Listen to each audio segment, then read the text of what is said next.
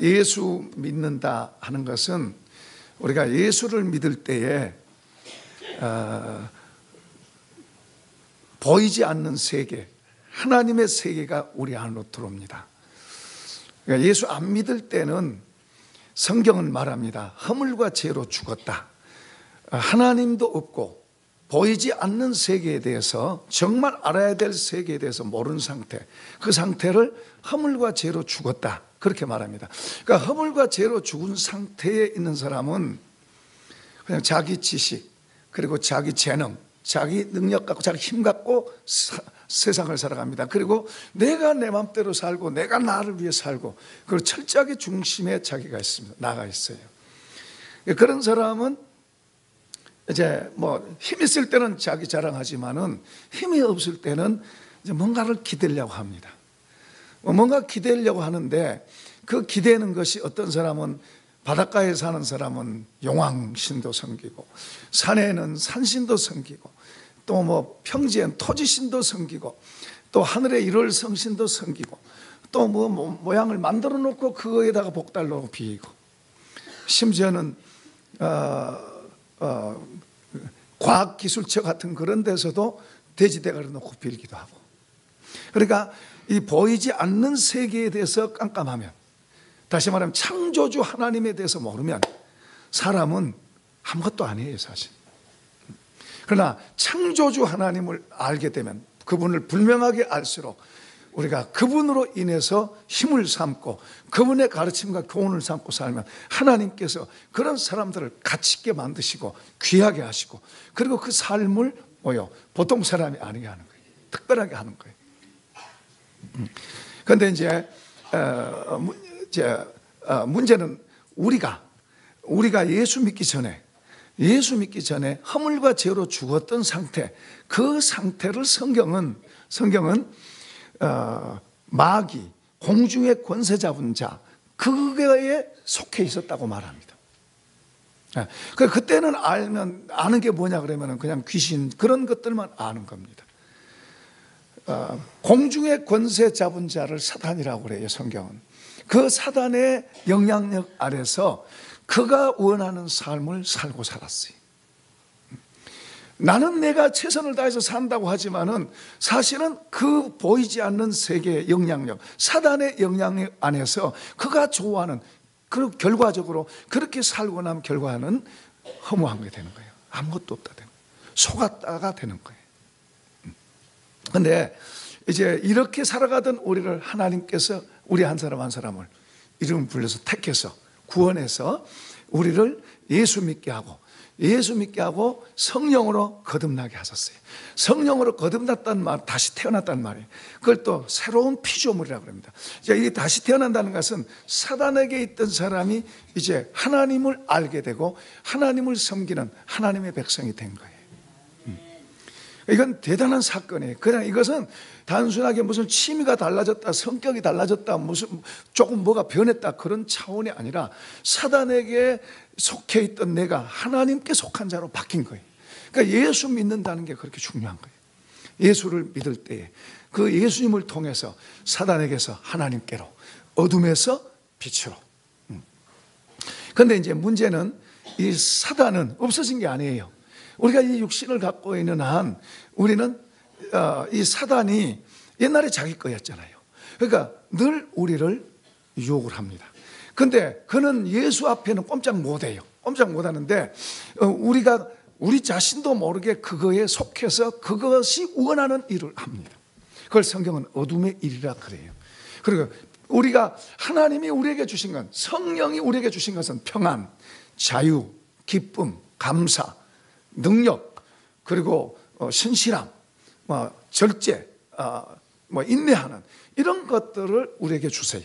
성령은 우리에게 오셔서 우리 속에다가 이런 좋은 걸 담아주세요.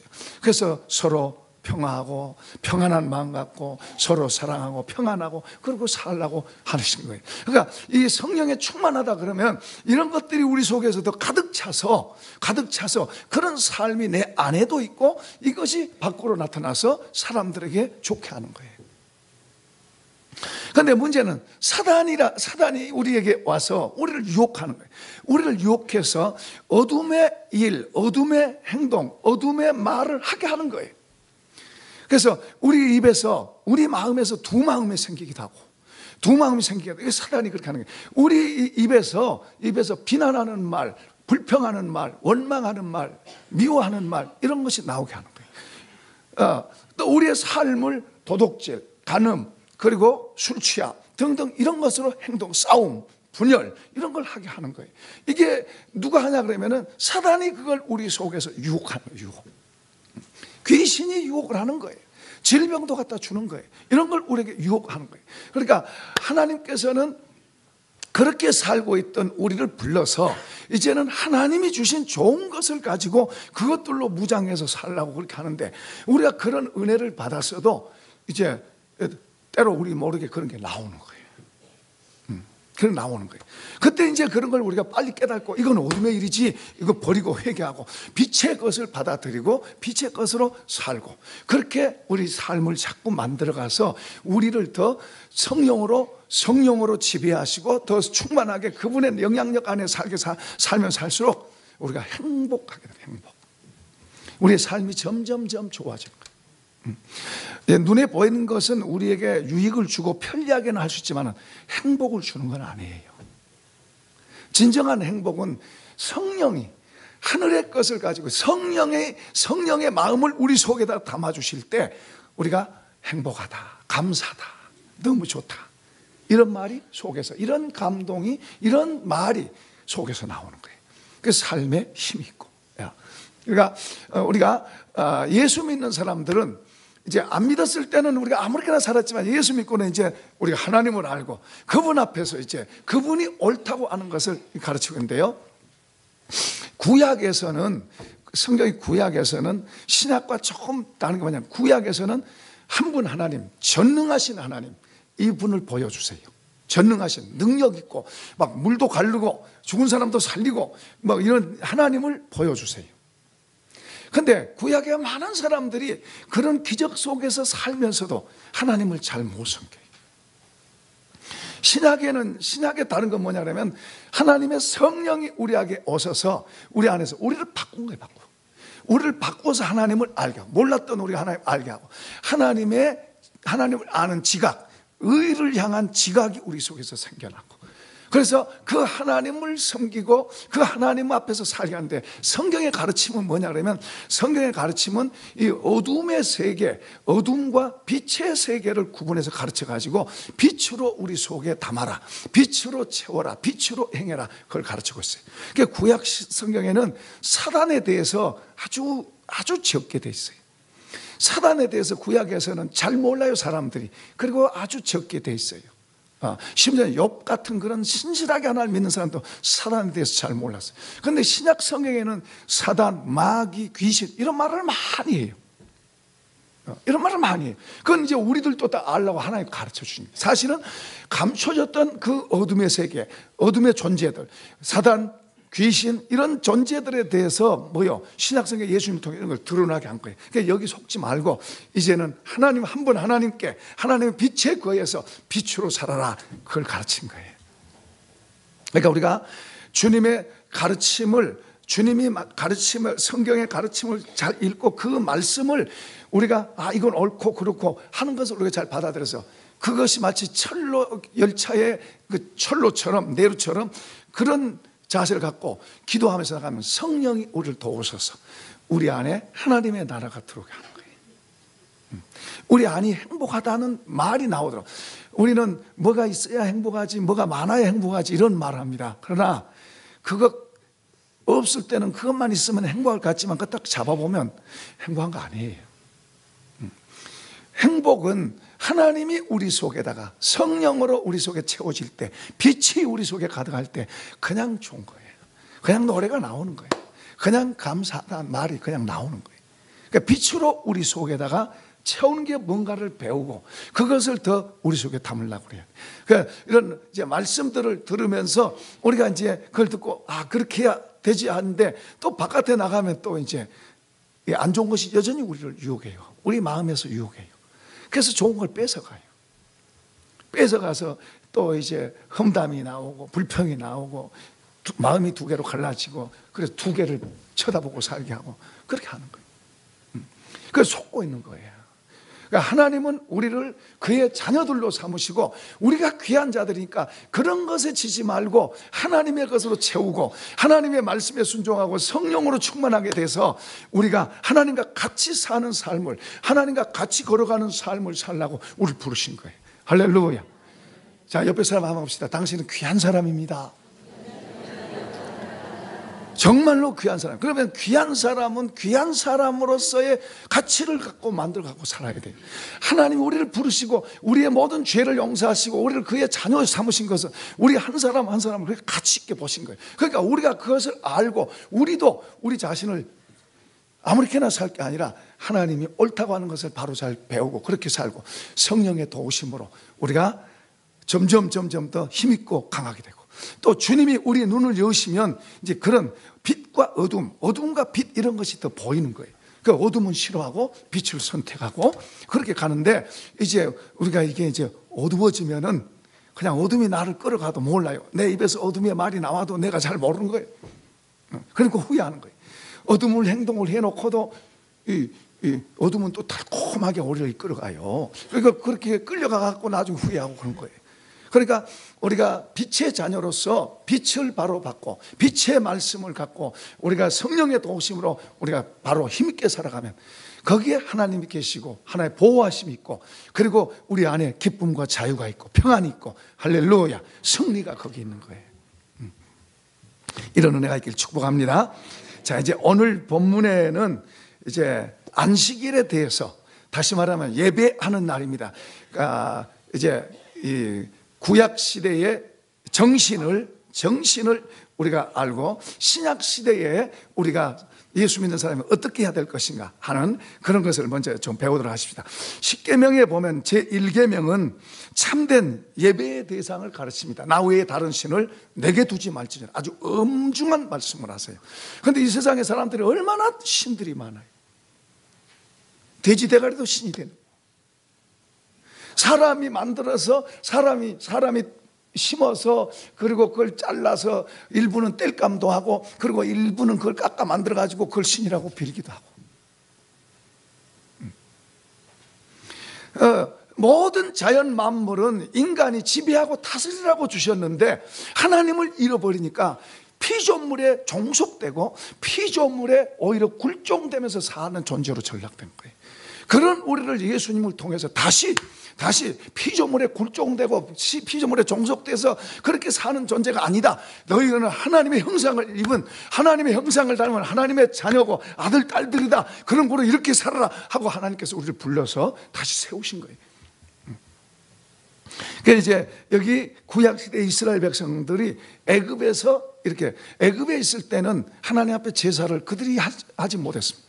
그들은 바로 왕은 마귀 사탄을 상징합니다. 영적으로 바로 왕의 권세 아래서 그들의 종이 돼서 죽지 못해 사는 인생을 살았습니다. 그러니까 하나님께서 그들을 자기 백성들을 건져내서 이제는 하나님 바로의 손에서 건져내서 하나님 안으로 하나님의 통치 안으로 불러냈어요. 불러내시고 참 부족함이 많지만은 그 백성들 부족함이 많아요. 그런 기적들, 예를 들어서 홍해 갈라지고 막 그런 애굽의 군대들이 다 수장되고 그런 걸 보고 막 찬양을 하지만은 금방 돌아서서 불평하고 원망해요. 왜 이렇게 힘들게 하냐? 왜 이렇게 어렵게 하냐? 그래요. 이렇게 부족하고 문제 많은 백성이지만은 하나님은 그들을 불러서 하나님의 산 앞에 세워서 거기서 법을 주세요. 너희가 이렇게 살아라. 이렇게 살아.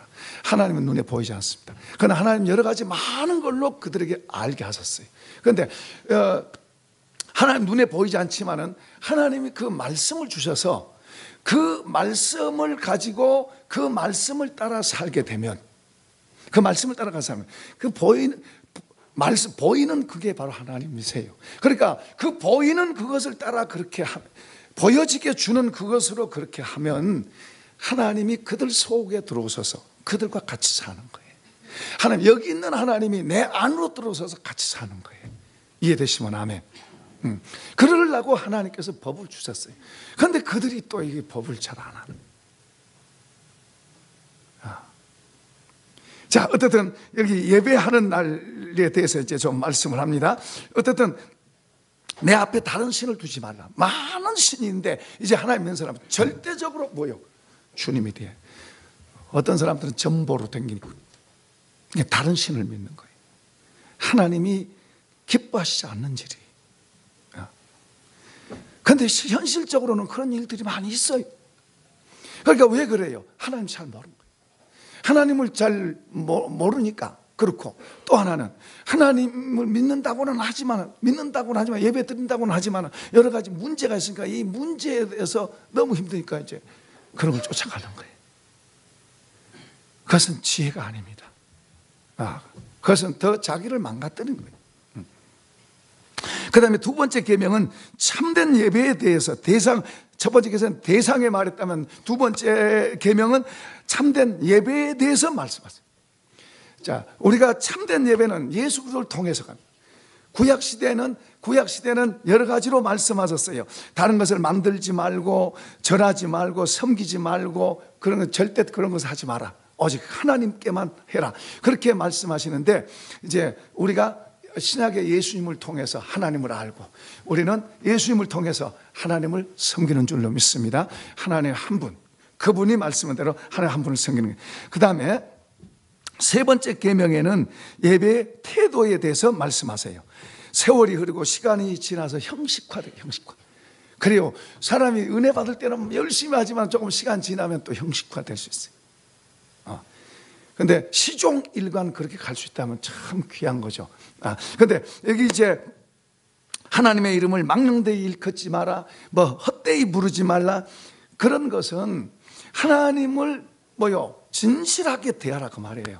진실한 예배가 되라고 말이에요. 거짓되고 형식적이고 이중적이고 그런 게 아닌 우리가 예배하는 날을 귀하게 여기고, 그리고 하나님 앞에 예배할 때 그분 앞에 우리가 예배를 마음을 다해서 예배드려. 우리 선배 되신 분들은 토요일 날서부터 준비했어요. 토요일 잡았다. 내일은 예배 드리는 날이다. 그리고 준비하고, 헌금도요, 이게 구겨졌으면 대리미로 데리고, 그래서 이렇게 준비를 미리 다 해서 주일날 왔어요. 주일날은 좋은 옷 딱 입고, 그렇게 해서 하나님 앞에 정성을 다해서 예배 드렸어요. 이제 오늘날은 너무 습관적이 돼가지고 좀 무뎌졌어. 그래서 헌금을 내도 주머니에서 그냥 내서 내고. 우리가 하나님을 의식할 수 있다면 그런 행동이 바람직하지 않죠. 만약에 여러분 앞에 누가 어떻게 그렇게 행동한다면 그걸 누가 기뻐하겠어요? 하나님 눈에 안 보이니까 안 보인 것처럼 그러지만 하나님 다 보시고 아시고 우리 미래도 알고 계신 줄로 믿습니다. 그런 하나님을 우리가 믿는 거예요. 자, 이제 제 4계명에서는 이제 올바로 예배로 하라. 예배에 대해서 이제 말씀하고 있어요. 특히 이제 예배의 날, 안식일, 예배를 말합니다. 자, 먼저는 기억하라.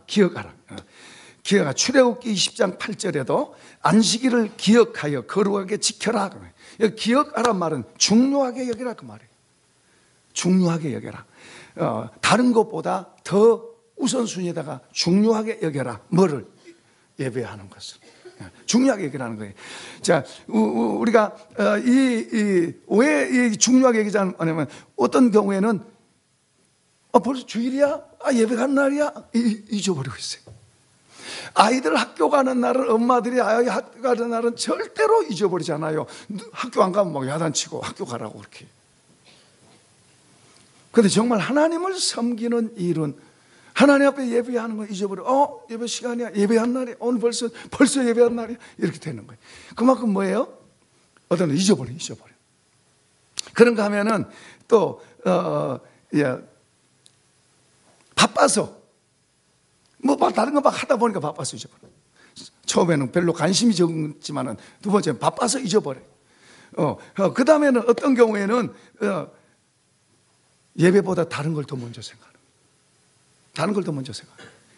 그 다음에는 다른 것 때문에 예배도 못 가는 거예요. 자, 이렇게 하나님께서 구약 성경에서 말씀하고 있는 것은 기억하라. 기억하고 귀하게 여겨라. 물론 이런 경우 있습니다. 우리의 직장이 특별한 직장이 있어요. 내가 직장에 주일날 출근해야 되는 그런 특별한 직장이 있어요. 물론 어떤 사람은 직장을 바꾸기도 하지만 그러나 그렇지 않을 수도 있어요. 그렇지 않을 때 내가 주일날 못했을 때는 다른 날을 하나님 앞에 드려서 예배할 수 있어야 돼요. 그렇다고 그걸 이용하면 그건 아니에요. 부득이한 경우에 그렇게 할 때 하나님께서 그걸 허용하시고 이해하시지만 그걸 이용해서 내가 하고 싶은 대로 하는 게 아니에요. 우리는 하나님께다가 나를 맞춰야지 나한테다가 하나님을 맞추면 안 돼요. 그것은 지혜가 아니고 옳은 게 아니죠. 자, 이제 그 다음에 더 나가서는 기억하라에서 거룩하게 지켜라 그래요. 거룩하게 지켜라. 거룩하단 말은 구별하라 그 말, 구별. 하나님이 우리를 세상에서 불러서 예수 믿는 사람을 구별시켰습니다. 이제 이 예배하는 날을 구별하라. 구별하라. 그러니까 예배를 여러분 보면요, 이 귀신 섬기는 사람들 얼마나 목욕합니까? 목욕하고 얼마나 정성을 들여서 섬기는지 몰라요.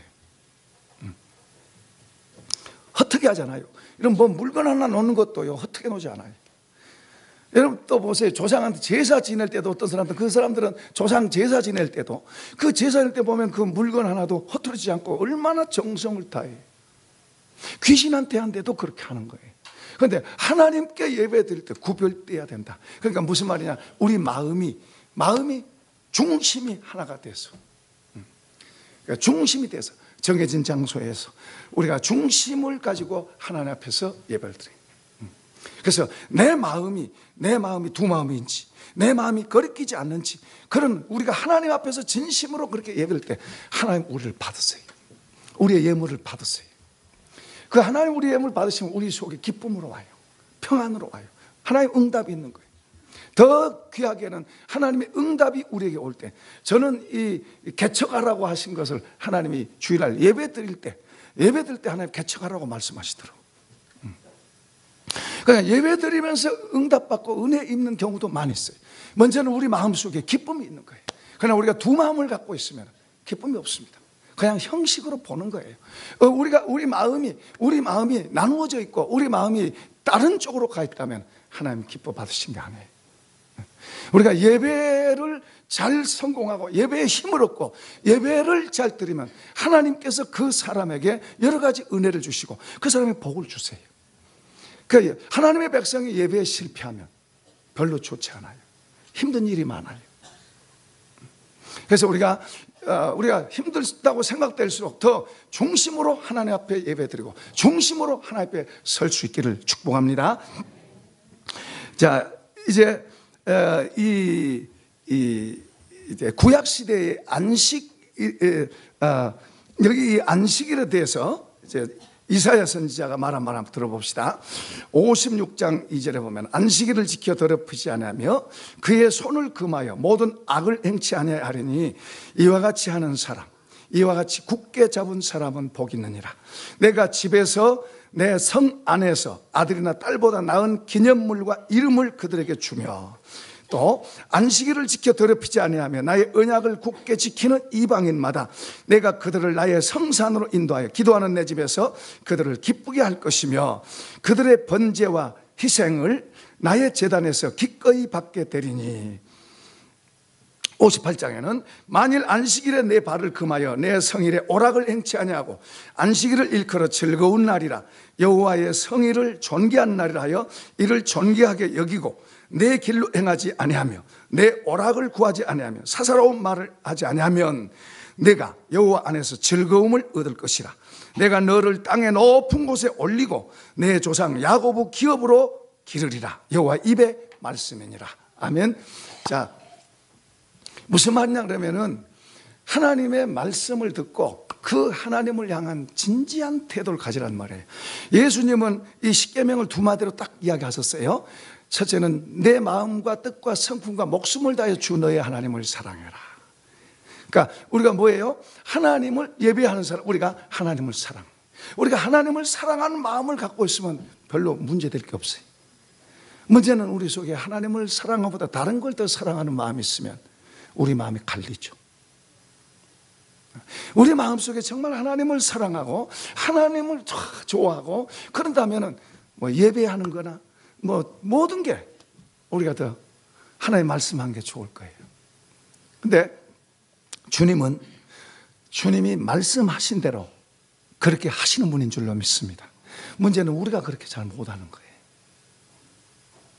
하나님이 이렇게 너에게 좋은 것을 주고 야곱의 업으로 기르리라 그렇게 책임지시겠다고 해도 그게 좋게 말씀하셨지만은 그렇게 말씀을 그 마음의 중심을 갖고 하나님 앞에 그렇게 하는 사람에게 하신다는 이야기예요. 그러니까 우리 사람이 중심을 갖고 하나님 앞에서 그렇게 살려고 하면 하나님께서 하시는 거예요. 더 중요한 것은요, 하나님이 우리 눈에 안 보입니다. 우리 눈에 안 보이니까 우리가 그분 앞에서 망령되어야 할 수 있어요. 그런데 눈에 보인 걸 주셨는데 교회를 눈에 보이게 주셨고 그 다음에 이 말씀을 눈에 보이게 주신 거예요. 그러니까 우리가 하나님의 집에서 하나님의 교회를 사랑하고 주님을 사랑한 것처럼 그렇게 사랑하고 주님의 말씀을 그런 자세로 그렇게 하면 그건 눈에 보이는 거예요. 우리가 그런 자세로 그렇게 하면 보이지 않는 하나님이 우리에게 의식되어지고 보이지 않는 하나님이 나와 같이 계시고 보이지 않는 하나님이 우리 안에서 밖에서 우리를 도우실 줄로 믿습니다. 그걸 우리가 알게 되는 거예요. 그러니까 보이지 않는 하나님이 나와 같이 계시고 나를 돕고 계신다 그러면 그게 우리의 힘이 되고 얼마나 대단합니다. 그러니까 보이는 것을 우리가 귀하게 여기고 보이는 것을 우리가 견고히 붙잡을 때 보이지 않는 하나님이 내게 오는 거예요. 오늘 예배하는 이런 것은 우리가 보이는 거예요. 그렇죠. 우리가 예를 들어서 우리 여기 많은 사람이 각자 내 생각대로 할 수 있어요. 내 믿음대로 그리고 내가 원하는 대로 할 수 있어요. 그런가 하면 어떤 사람은 하나님이 말씀하신 대로 정말 내가 그분을 사랑하고 그분을 향한 마음을 가지고 진지하게 하자 그럴 수도 있어요. 그럴 수도 있고 나 바쁜데 생각은 다른 데다 두고 여기 얼른 와서 여기 앉아서 이 시간은 땜질해야 되겠다. 안 그러면 벌 받을지 모르니까. 그러니까 하나님 두려워하면 안 돼요. 두려워하라고 하나님 우리에게 오신 거 아니에요. 그러나 우리 스스로가 그분을 두려워할 수 있어요. 내 속에서 그분을 좋아할 수도 있고 기뻐할 수도 있고 무서운 거예요. 두려운 거예요. 그러면 누가 손해예요? 하나님을 무서워하면 그건 손해예요. 그분은 그런 분이 아닌데 스스로 내 속에서 그렇게 되는 거예요. 그러니까 우리가 주님을 사랑하고 눈에 보이는 것을 견고하게 붙잡고 눈에 보이는 말씀과 눈에 보이는 교회와 이런 것을 견고하게 붙잡고 우리가 나아가면 보이지 않는 주님이 내게 실제가 되는 거예요. 이런 복을 받길 축원합니다. 하나님이 안 보인다 이런 말 하지 않아요. 하나님 같이 계신다. 그 입에서 그렇게 나오는 거예요. 그러니까 우리가 하나님 세상 사람들은 하나님 어디냐 보여달라. 심지어는 어떤 악한 사람은 막 하나님 내가 막 욕하면 하나님 나 지금 나 벌 내리라 그런 사람도 있어요. 그러나 하나님이 모르신 게 아니라 다 듣고 계시고 알고 계세요. 그가 말한다고 하나님 그렇게 그냥 그 말대로 다 하고 그러나 나중에 보면 그가 말한 대로 돼요. 그가 말한 대로 되는 거예요.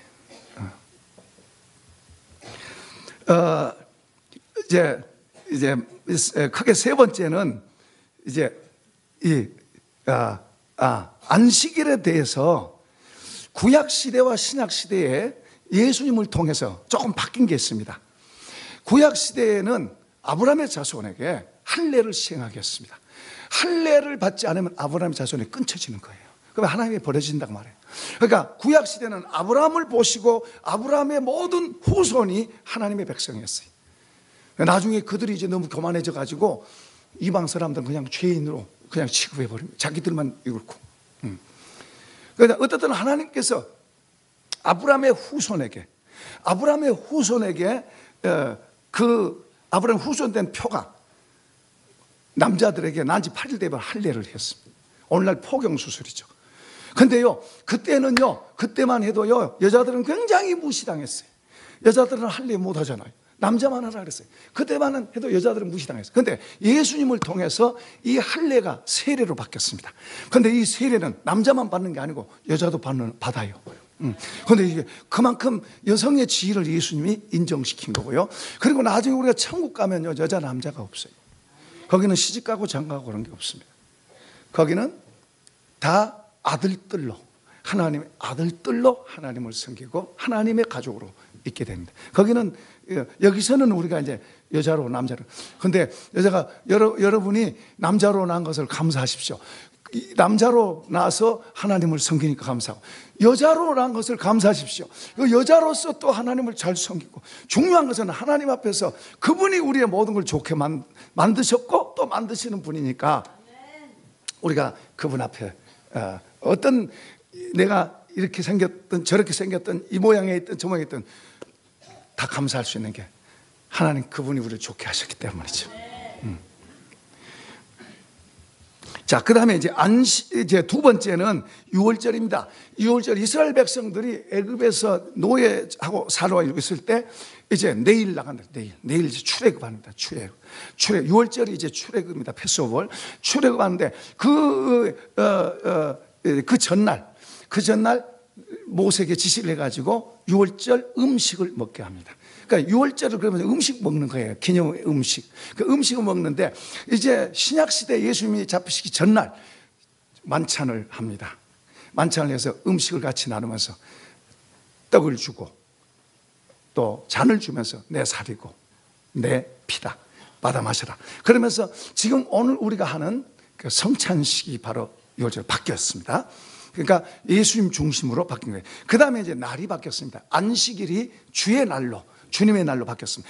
그러니까 구약시대는 안식일을 지켰다면은 지금도 안식일을 고집하고 주장한 사람이 있어요. 그런 데를 우리가 이단이라고 그래요. 특히 하나님의 교회 같은 데는 유월절 이야기 많이 합니다. 유월절. 그런데 우리는 이제 주님 안에서 예수님을 믿는 사람들이니까 예수님이 가르쳐 주신 방법으로 우리는 섬겨야 될 줄로 믿습니다. 그런데 이 안식일이 주일로 바뀌었는데요. 주님의 날, 주님이 죽었다가 다시 살아나신 날이 주의 날이에요. 부활하신 날. 그날이 월요일입니다. 월요일. 그러니까 이 월요일인데 초대교회는 안식일 지켰던 그 의식이 있었기 때문에 안식일과 주일을 같이 이렇게 가다가 나중에는 이제 주일로 전부 이제 바꿨습니다. 또 사도 요한의 서신에 보면은 고린도 교회 보면 주의 날에 서로 모여서 만찬할 때고 주의 날에 모였습니다. 사도 요한도 보면 반모섬에서 주의 날에 계시를 받습니다. 예배하다가 계시를 받고 그리고 요한 계시록을 썼죠. 주의 날. 그 뒤로도 계속해서 주의 날로 하는데요. 주의 날은 오늘날 말하면 우리가 주일입니다. 그러니까 주일을 그 정신을 우리가 살려서 우리가 주일을 우리가 귀하게 여기고 특히 우리가 하나님 앞에 예배하는 날, 예배하는 이것을 하나님 귀하게 여겨요. 어떤 분은 그런 말도 해요. 예배에 성공하면 그 인생을 성공하고 예배에 실패하면 뭐 그 인생을 실패한다. 그런 말도 있는데 무시할 수는 없는 말이에요. 일리가 있는 말이에요. 그만큼 하나님 앞에 예배, 그 예배도요. 예배도 우리가 나는 철저하게 예배 이 율법적으로 지키느냐, 나는 시간도 안 늦추고 막 철저하게 율법적으로 지키느냐, 아니면 주님을 사랑하는 마음으로 주님을 사랑하고 그분 앞에 내가 예배 드려야지. 이건 겉으로 볼 때는 비슷한 것 같아도 조금 다릅니다. 그죠? 마음 자체가 다르죠. 법을 보고 지키느냐, 주님을 사랑하고 주님과 나와의 관계에서 하느냐, 이게 되게 중요한 거예요. 그러니까 신약시대는, 신약 성경은 우리에게 하나님을 사랑해라. 보이지도 않는 분을 어떻게 사랑해요? 사람들한테 물어보면요. 여러분한테 물어볼까요? 여러분, 하나님을 더 사랑하기가 쉬워요? 사람 사랑하기가 더 쉬워요? 예? 하나님 사랑하기가 더 쉬워요? 사람 사랑하기가 더 쉬워요? 하나님 사랑하기가 쉽다 그래요. 왜냐하면 하나님 안 보이잖아요. 말만 하면 돼요. 안 사랑하고 있어도 사랑한다고, 사랑한 것 같으니까 사랑한다고. 그런데 사람은 사랑하면 상처 많이 받잖아요. 부딪히잖아요. 사람은 왼수라 그래도. 그래서 하나님 사랑하기 쉽다 그래요. 그런데 하나님이 뭘 하세요? 하나님 이렇게 말씀하세요. 내 이웃을 내 몸같이 사랑해라. 그 사람을 사랑하지 못하는 사람은 하나님 못 사랑하는 거예요. 내 생각대로 하는 거예요. 내 생각대로. 하나님은 말씀하세요. 그 말씀에 순종하는 게 하나님 사랑하는 거예요. 하나님께 순종 안 하면서 하나님 사랑합니다, 그건 그냥 허공에 뜬 말이에요. 나는 하나님 사랑합니다 그래도 하나님은 야, 너는 너 맘대로 살잖아. 나 하나님 사랑합니다 그러지만은 하나님 편에서는 야, 너는 너 맘대로 살고 있잖아. 오늘 관계입니다, 관계. 하나님 그분의 말씀을 존중해 여기고 그 말씀을 따라가려고. 그럴 때 성령께서 성령을 통해서 우리 속에 하나님의 사랑을 담아주시고 하나님을 더 알게 하시고 하나님 아는 지각이 생기게 하시고 그래서 그 하나님을 향해서 우리가 살도록 하는 거예요. 그래서 하나님을 더 알면 알수록 그분이 우리의 힘이 되고 능력이 되고 그분이 우리의 공급자가 되고 이런 사람 주님이 책임지시는 거예요. 주님이 붙드시고 책임지신 거예요. 주님이 조금 도왔다, 한두 번 도왔다 그걸로 끝이지 말고 주님과 더 푹 관계를 갖기를 바랍니다. 주님과 푹 사랑하시기를 바랍니다.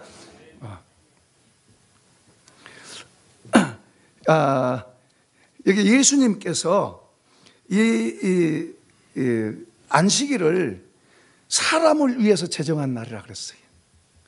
유대인들은 법적으로 그것을 막 해석해서 사람을 위해서. 그래서 때로는 선한 일을 부득이한 경우에 선한 일을 위해서 오늘 우리 장례식에 몇 분이 갔다 왔어요. 우리 그 권사님 이제 오늘 장례식 가능하면 안 하면 좋은데 부득이 이제 그렇게 됐어요. 그런데 이제 이 운구할 사람이 없어서 우리 몇 사람 가서 운구했습니다. 참 귀한 일이죠. 그리고 와서 예배 지금 참석하고 있어요. 그러나 예배도 못 참석하면서 그렇게 한다면 이거 조금 어려운 일입니다만은 어떻든 간에 이제 사람을 위한 것인데 사람이 그냥 자기 편한 대로 하면서 주님이 사람을 위해서 있다. 이건 아니에요. 그건 주님을 이용하는 거예요. 우리는 이용을 하면 안 돼요. 우리는 기본적으로 우리 주님을 향해서 우리 자신을 들이대 어떤 부득이한 일이 있을 때 그것이 공적이고 선한 일일 때 그럴 때 그렇다고 예배를 무시해버리고 되면 안 되죠. 그러나 우리가 하나님께서 원하신 것을 우선순위에다 두고 사는 것이 그게 지혜고 그게 우리를 위한 거예요. 그러니까 안식일을 주셨다는 말은 이런 주일을 주셨다는 것은 하나님을 위한 것보다 누구를 위해서? 나를 위해서. 노아에게 하나님께서 방주를 지어라. 너와 너의 가족을 위해서 방주를 지어라. 이런 나를 주신 것은 나와 우리 가족을 위해서 주신 줄로 믿습니다. 그런 거예요. 그렇다고 그것을 이용하는 거하고 그 말씀을 그래 감사하다. 이 날 예배하는 날 감사하고 좋고 우리를 위해서 주셨구나. 이렇게 가야지 그것을 나 돈 많이 벌라고 그거 아니에요. 그거하고 다른 겁니다. 그러니까 이런 이 예배를 우리가 소중하고 귀하게 얘기해야 돼요. 이제 역사적인 이야기입니다만은 소련이 원래 러시아 정교회입니다. 정교회 황제가 있을 때는. 근데 공산 혁명을 일으켜가지고 기독교를 말살시키려고 말스 레닌이 기독교를 말살시키려고 이제 이 꾀를 냅니다. 꾀를 낸 게 이들에게 기독교 정신을 빼려면 주일을 없애야 돼. 주일을. 그래서 7일 날 예배 드리지 말고 8일로 바꿨습니다. 8일로 바꿔서 8일에 쉰다. 주일 개념을 빼려고요.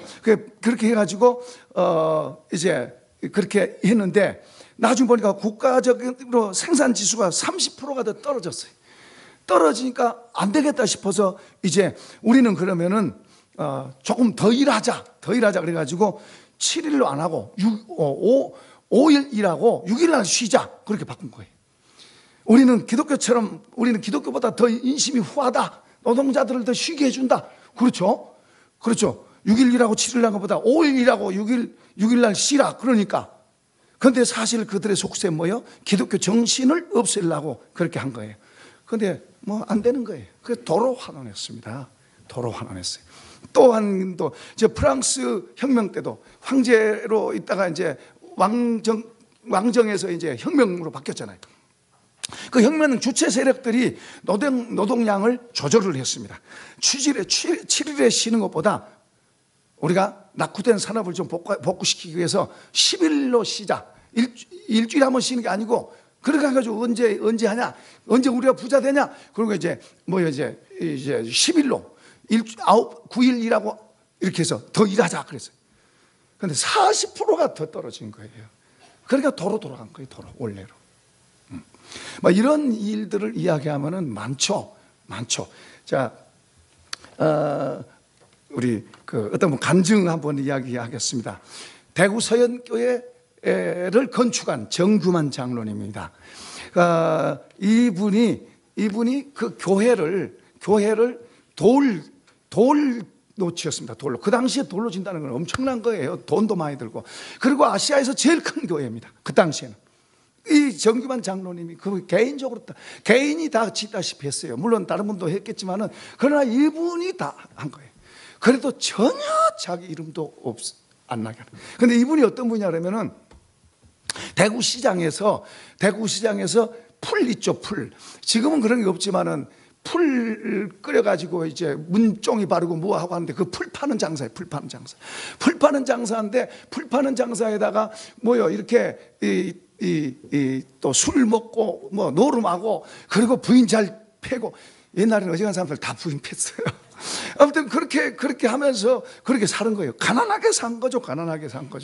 그런데 한 번은 부인이 늦게 들어와서 야단을 치면서 뺨을 하나 때렸더니, 다른 때 같으면 화를 낼 텐데 화를 안 낸 거예요. 그러면서 교회 가자고.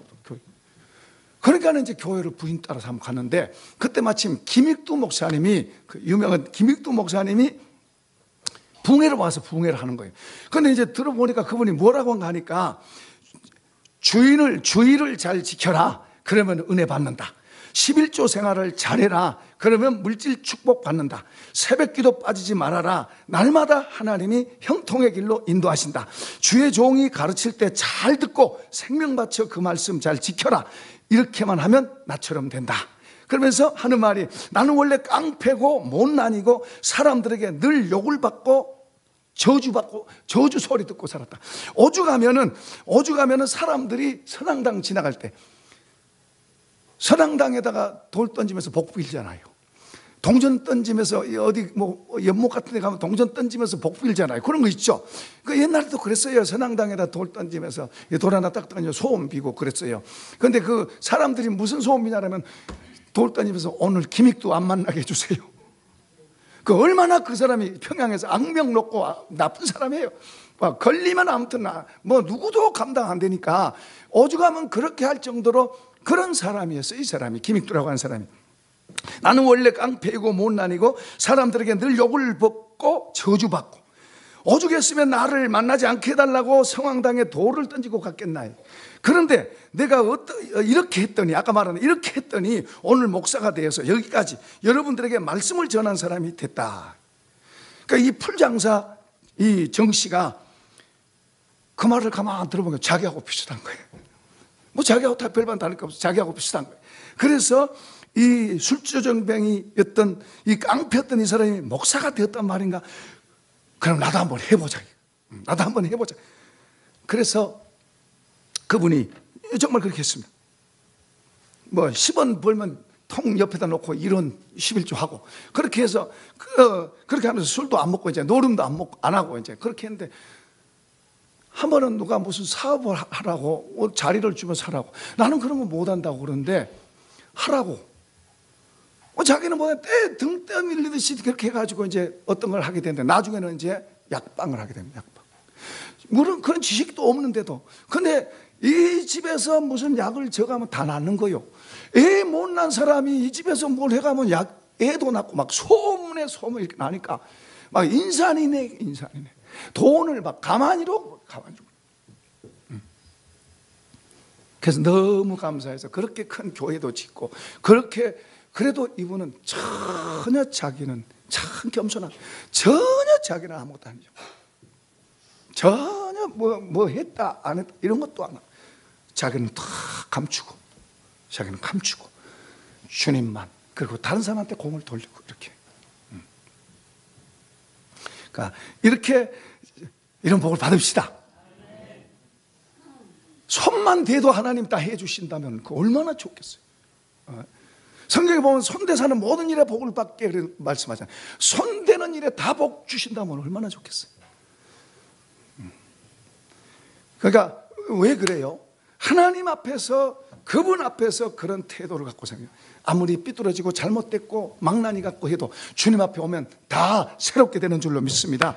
그리고 그분 앞에 순종하고 살면, 그분 말씀 앞에 순종하고 살면, 그러니까 성령께서, 오늘 말씀을 들을 때도 성령께서 여러분 마음속에 여기 정씨처럼 나도 한번 하는 그런 마음이 여러분 속에 탁 온다면, 그 성령께서 그렇게 하실 때가 있어요. 그러면 그것을 그렇게 하게 하시는 거예요.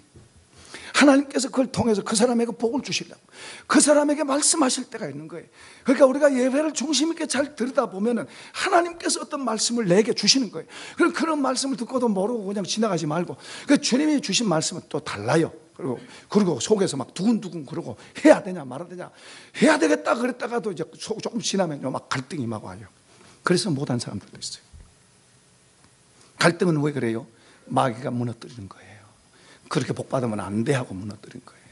그러니까 다 결심을 하고, 이 정씨가 결심을 하고 그렇게 정말 하니까 하나님께서 그를 도우시는 거예요. 그가 재능이 있고 그게 무슨 약방 기술을 배우고 전혀 아닌데도 하나님께서 복을 주시고 문을 여시니까 되는 거예요. 이런 복을 받길 축원합니다. 축원합니다.